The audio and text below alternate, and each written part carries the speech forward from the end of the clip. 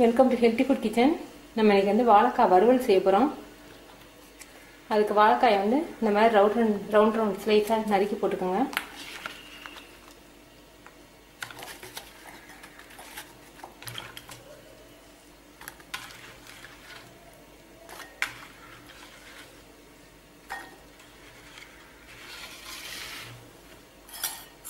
மஞ்சத்தூள் கொஞ்சம்,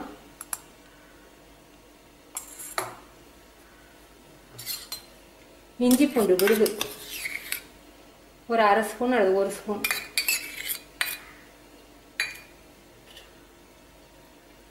உப்பு தேவையான அளவுக்கு.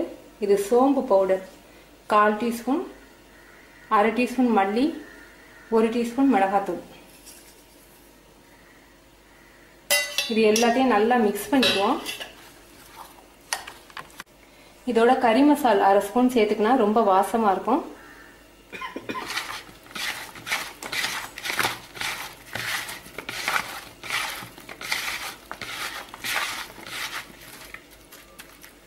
இதில் கருவேப்பிலையும் சேர்த்துருவோம்.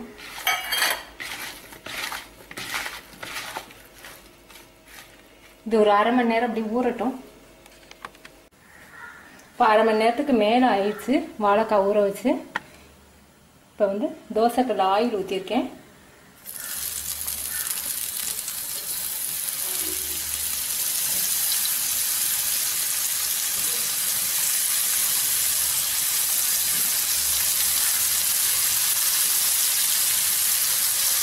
லோ ஃப்ளேம்லேயே வச்சுக்கோங்க. ரொம்ப ஹை ஃப்ளேமில் வச்சிங்கன்னா கறி போய் வேகாமல் இருக்கும். லோ ஃப்ளேமில் வச்சிங்கன்னா நல்லா மொறுமொறுன்னு வேகும். நான்ஸ்டிக்காக இருந்தால் உங்களுக்கு ரொம்ப ஆயில் தேவையில்லை.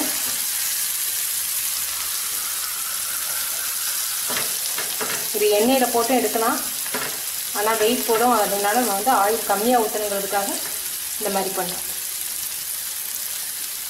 நல்லா வேகட்டும். கொஞ்சம் வெந்த பிறகு நம்ம திருப்பி போடுவோம்.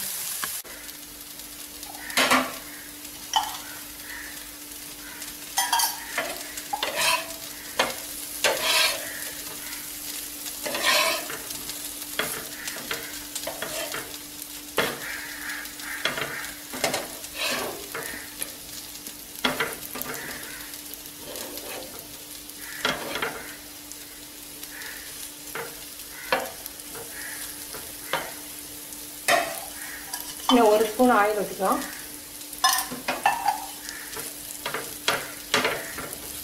இன்னும் ஒரு 10 நிமிஷம் சிம்லே இருக்கட்டும். மசாலையெல்லாம் நல்லா சேர்ந்து நல்லா மொறுமொறுன்னு இருக்கு. இது வந்து உருளைக்கிழங்கு வறுவல், வாழைக்காய் வறுவல் எண்ணெயில் போட்டு எடுக்கிற மாதிரி ரொம்ப கிறிஸ்பியாக இருக்காது. கொஞ்சம் வதக்குன்னு நல்லா மசாலா மாதிரி ரொம்ப டேஸ்ட்டாக தயிர் சாதத்துக்கு ரொம்ப நல்லாயிருக்கும். குழந்தைங்களுக்கு ஸ்கூலுக்கு நல்லாயிருக்கும். டூர் போகையில் இந்த மாதிரி கொண்டுட்டு போனீங்கன்னா கெட்டு போகாது. கொஞ்சம் பிக்கிற மாதிரி இருக்கு பாருங்க. நல்லா மசாலா ரோஸ்டடை பண்ணால் எப்படி இருக்குமோ அப்படி இருக்கும். வறுவல் மாதிரி இருக்கும் அப்படின்னு எதிர்பார்த்தீங்கன்னா மொறுமொறுன்னு இருக்காது. கொஞ்சம் வதக்கு நல்லா மசாலையாக நல்லா இருக்கும். ரொம்ப டேஸ்ட்டாக இருக்கும். நீங்கள் செஞ்சு பார்த்துட்டு உங்கள் கமெண்ட்ஸ் எனக்கு சொல்லுங்கள்.